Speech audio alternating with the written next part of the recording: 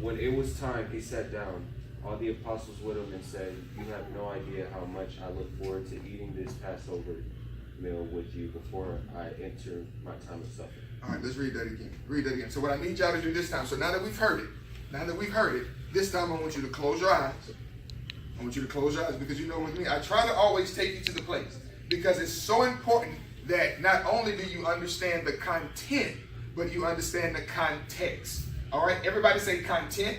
Content. Context. Context. Content is the actual wording, right? That's the verbiage around what's being said. What's context?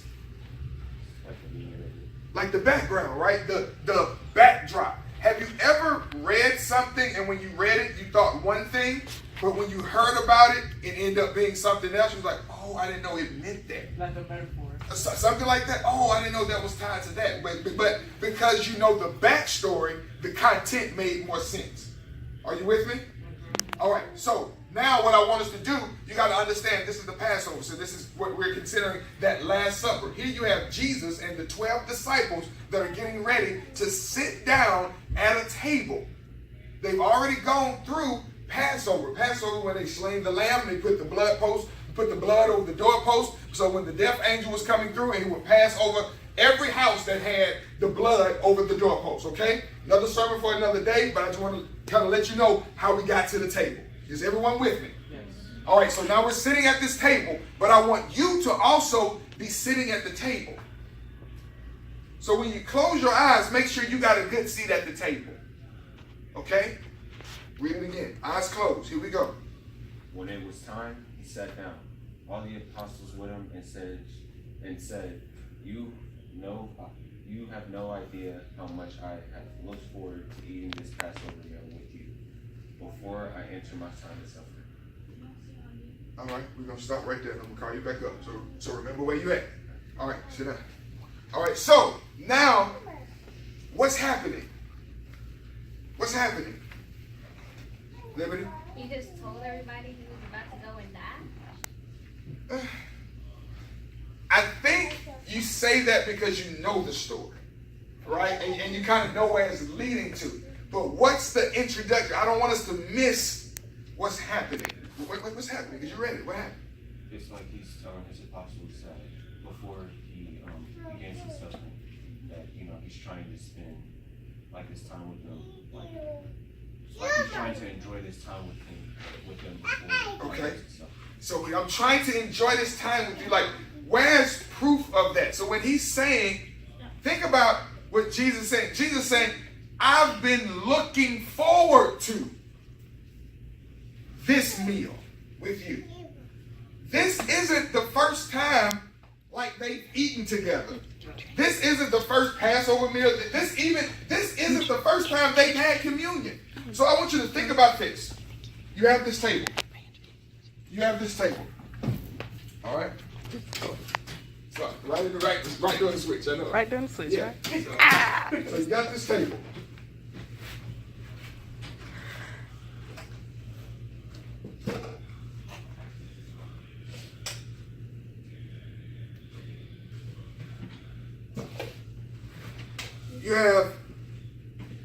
You have God sitting at this table. And with this table, we're supposed to come and sit at the table. Are you with me? Yes. Now, you have Jesus who's saying, I've been looking forward to this meal. Like, I've been waiting. I'm so excited. How many of you get excited about eating? I'm talking about really excited about eating to where, do you go into a rock sometime when you're waiting? Have you graduated to a hum and a rock? Something to eat something. I don't know what it is. You know, your feet tapping and you're just excited about smelling the food. You're excited about the meal. Let me ask you this. How many of y'all get excited about lunchtime at school? Why? It's like a break. I don't want to do work. All right, it's a break. I don't want to do work. I mean, I'm just saying, like, what gets it? Like, for me, it was, I get to see my friends that I'm not in that class with at that time. Right. Like when everybody come together and it's act like, and you act like you ain't gonna see them. That's it. Well, man, I gotta see. Nope. Can't sit here. You a lame. Nope. Our table. This our table. Everybody coming to the table. You dapping them up like you didn't see them yesterday, and you ain't gonna see them tomorrow. And it's that excitement about being at the table. So sometimes it's not all about the food, but it's who I'm at the table with. Right? Because sometimes, have you ever had great food but lame people at the table? Oh, yeah.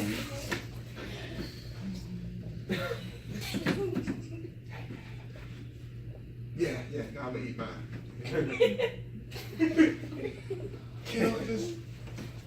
The food you may have at school, I know school pizza has changed a lot.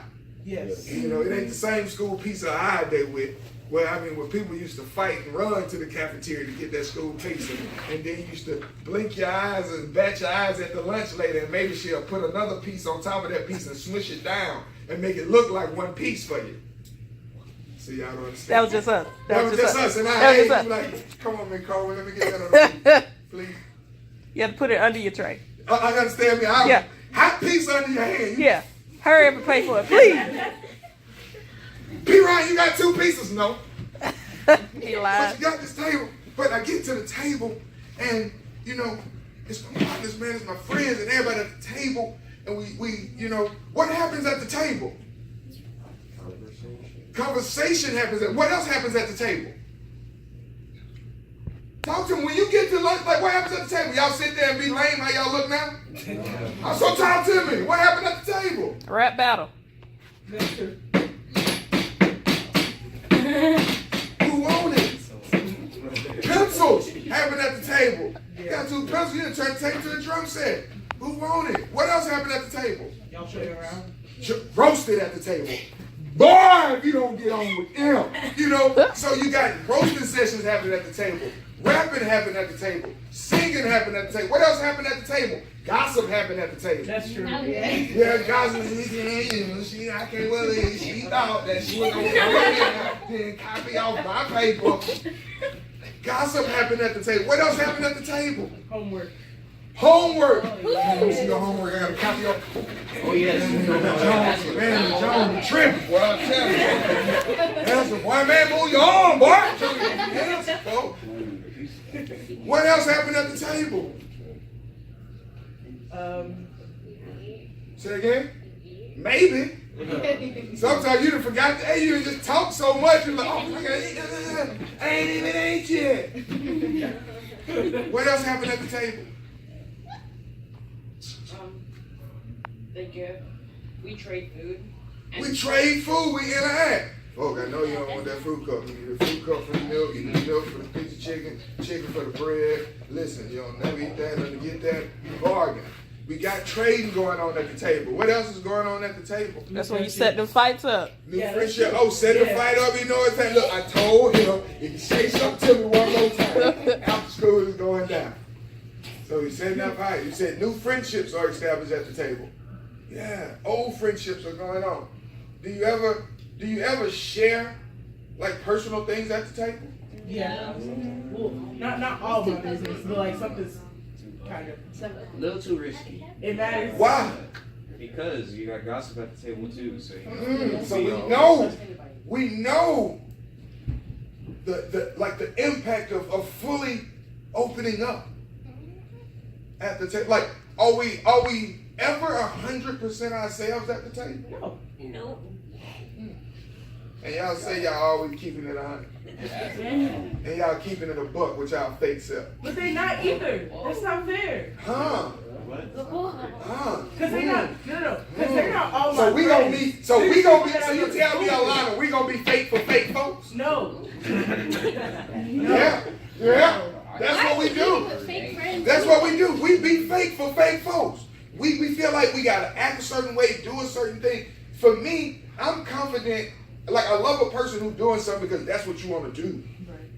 Because like that's what you into. You know, if it ain't, if that's your swag, that's your style, that's your sauce, that's whatever you want to do, but you doing it. But if you caught up in the hype, because you can tell when somebody's doing something and it's not really them. And then oftentimes we come to the table How many of us have gone to the table broken? Gone to the table hurting at the table. But we disguise it in roasting, we disguise it in singing and rapping, we disguise it in jokes, we disguise it in gossip. But the reality is we're sitting at the table and we're broken. Is that anybody? Who's going to the table and you're dealing with, you got stuff going on at home, you got stuff going on in your life, you got stuff going on in your class, and you're like, I wish I could just come to the table and be able to be myself, but yet still, I got to be fake for fake people.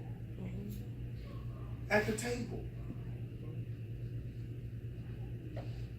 And here, you have Jesus saying, I've been waiting. So excited. Waiting to get to this table with you. And we treat his table like the cafeteria table. Some of us get to the table and we come to the table fake. And God is like, it's me though. Like you trying to disguise your hurt as if I don't know you're hurting. You're trying to cover up your pain in a nice hairdo and makeup as if I still don't see your tears. You're trying to mask your embarrassment and mask yourself being destroyed on the inside with acting hard when I see the softness in you. And we treat his table to where he's anticipating us getting to the table, waiting for us to get to the table. And when we come to the table, we treat it as if it's not an experience, but we treat it like tradition. Because we say, I just gotta take the cracker and I gotta drink the juice. It is what it is. I've done communion and we've acted fake at the table. Does that make sense? Because when you don't enjoy the moment, and we say like, what's in the moment? What's happening in that moment? You good? I'm so sorry. You know me. Like a Pringles can. Once I pop, can't stop. So we act this way in the moment. I mean, just think about it. Let's be honest. And I don't want us to lose sight of this. We're coming back to this right here. Let's be honest. How many of us have taken communion and not reflected on the experience? I have. Be honest. You know, it's like, okay, it's first Sunday, you know, like they pass the trail on, like,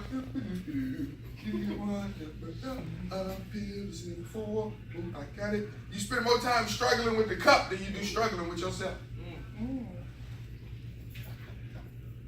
And struggling with like, why am I here? What's going on? Here, I have a chance to approach this table where somebody is eagerly excited about being with me.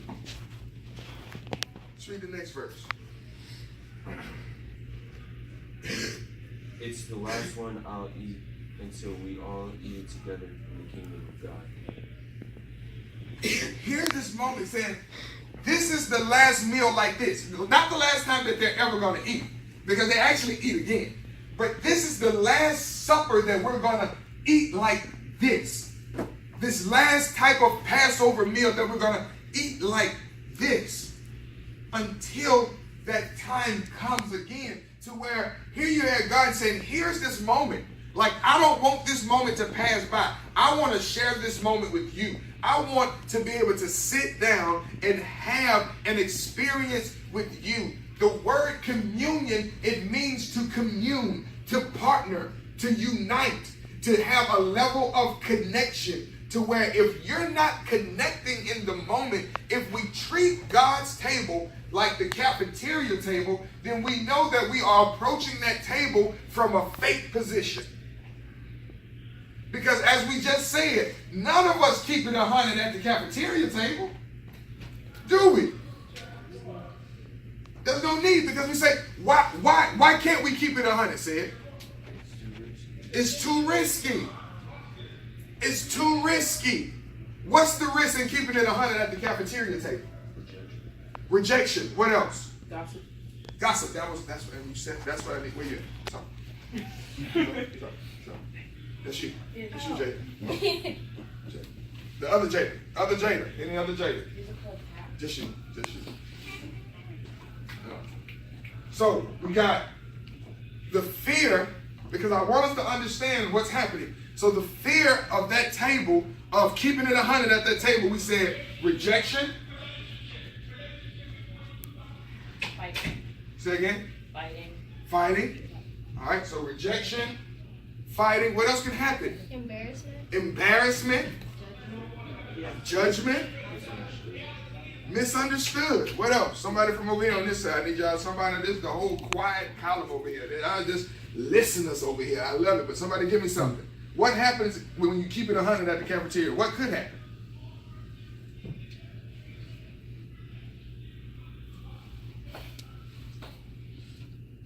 It's in there. It's stirring. It's stirring. Give me some. Hold down the section. Somebody hold down the section.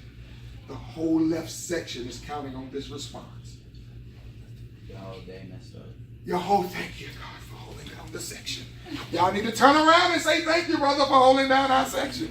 So your whole day is like, man, I told y'all this, and now everybody know. I want everybody to know.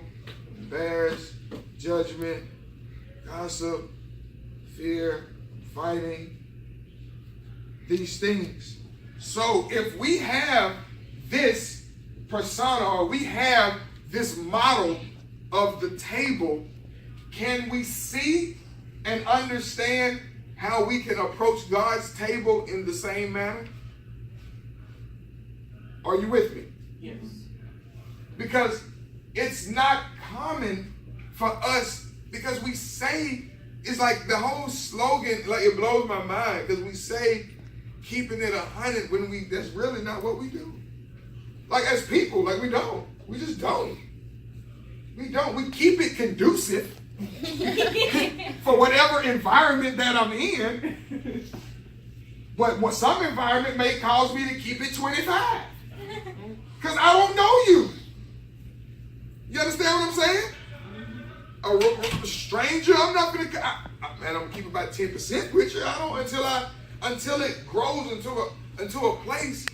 But there's a person that we can keep it 100 with, who wants us to keep it 100 with him, who, when we go to that table, are any of these things at that table? No. And it's like, yes, sir. Sorry, I have a question. Okay. What if you what if you changed your point of view? Like, what if your 100 changed from this to what the other people are doing? If you are adjusting. And the thing is, like, that's not really where you want to be. So, valid point. You want to be able to maintain your level of 100 regardless on who you're around. Because how many of us know people like that? They change based on who they're around. And you know, I'm talking about, it could be like, why you with them? You walking and they one way, somebody else walk up, you like, who are you? You know, y'all walking and it's, good morning, top of the morning to you. Everything is cozy and fantastic. Somebody else, what up, Bob? What up with it, man? You know, chilling, hanging in there, playing the thing, you know, doing my thing. Like, you don't even, y'all know anybody like that? Just whoever they with, you know, it's like, okay, I'm gonna be this way with this person, I'm gonna be this way with this group, I'm gonna be this way with this group, and then sometimes we even suffer from just an identity crisis. And that was in a good series that we dealt with, that Me series, like knowing you, tapping into the you that God created in you. So good point. So now here we have this table, and it's so easy because think about it. We're carrying, this is baggage. I think I'm good for the next 10 minutes. This is baggage, right? How many of us agree that fear can be a baggage? You know, to where, think about it, if you had to do all of your football drills, all the crazy stuff that they take y'all through, and you had to do that with a suitcase. Like, how crazy would that be? Like, all your bear crawls, all your sprints, and you can't put that suitcase down. Like, how effective, like, how how good you think you'll be at the drill? I mean, do you think if you had, so you got suitcase under both arms, but I need you to back crawl. I ain't gonna do that. You can't, that's what, and sometimes like we're trying to operate in things that we can do. I mean, and I'm saying that to him because like I know like a lot of these boys, him, Jordan, this boy, I mean they like all-star football players. Like they play travel teams and do all this kind of stuff. So being able to go through these drills, so it's like you can do the drill, but to do the drill with baggage. So trying to do what you would normally do with baggage.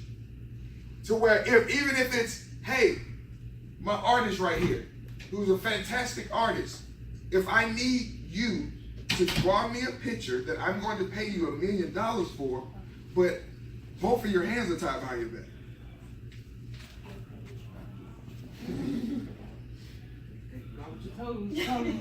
Good in my mouth, I'm gonna get that money. But no, I mean, the things, so I want you to think about the things that you do. Softball, if I say, okay, hey, you're at shortstop, and I need you to catch the ball at short and make the play at first, but I've tied both of your feet together. It's like, how do I get to, so things that we do, when we talk about how we function in life, can you see how rejection can be baggage? The fear of being rejected will be so heavy that it'll stop you from moving. It'll stop you from going forward. It'll stop you from making an introduction. It'll stop you from saying hello because I don't want to be rejected. You see how the fear of judgment can be baggage? No, I don't really want to wear that, but everybody else wearing it. Or I don't really want to do that, but everybody else doing it. I don't want to get roasted, so I'm gonna do it just because I don't want to get roasted. And that's what made me learn how to roast. No, for real. I was like, hold on, man. It's just certain stuff, I mean, y'all know me. I'm crazy. I do a lot of crazy stuff. But it's just certain stuff I just don't rock with. Not good, bad, and indifferent. It's like something, and not say it's bad things. It's just certain stuff that just ain't my thing. Me, personally, I stopped playing video games at 13, 14 years old. No, but I got partners. I got grown adult friends who, playing 2K? So online and talking to 12-year-olds. You don't want me. His name is Caleb. He lives in Wisconsin. Of course he don't want me with you. You know what I'm saying? But that's that thing. Like that's what they're into. And and that's just not my thing. So I'm not gonna get excited about going to the gaming tournament. Like the thing about when Fortnite was here. Yeah. I didn't. I just what people were excited. I mean, work out. Boy, this man got this thing. We're doing the ticket thing. I'm thinking we get ready to go somewhere. I'm like, all right, cool. Where are we going? Want to do the Fortnite thing? No. I don't want to do that. Man, you missing out, man. You got some of the best gamers around the world. I don't play games. Unless they're gonna come play on my couch right now, I don't care who it is, because that's just not my thing. So it's just certain things, and that's okay. Like everybody's different. Some people like salt, some people like pepper, some people like ketchup, some people like mustard, some people like tomatoes, some people like lettuce. It's it's whatever's your thing, but you have to be able to stand on your own principles and your own beliefs without the fear of being roasted. Without the fear of being judged, without the fear of being rejected, just saying, hey, I am a child of God. Will I make mistakes? Yes. Will I mess up? Yes. Will I get things wrong sometimes? Yes. Will I argue, get mad, get upset, cry? Yes. But I'm still a child of God. Does that make sense?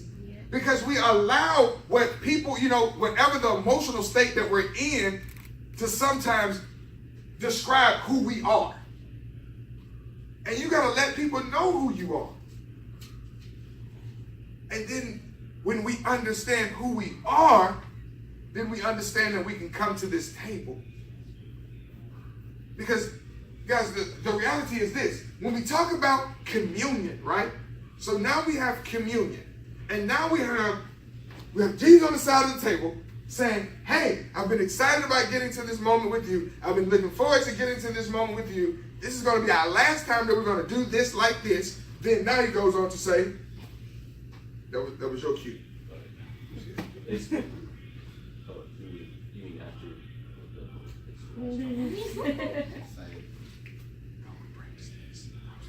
No, yes. taking the cup, he blessed it and said, take this and pass it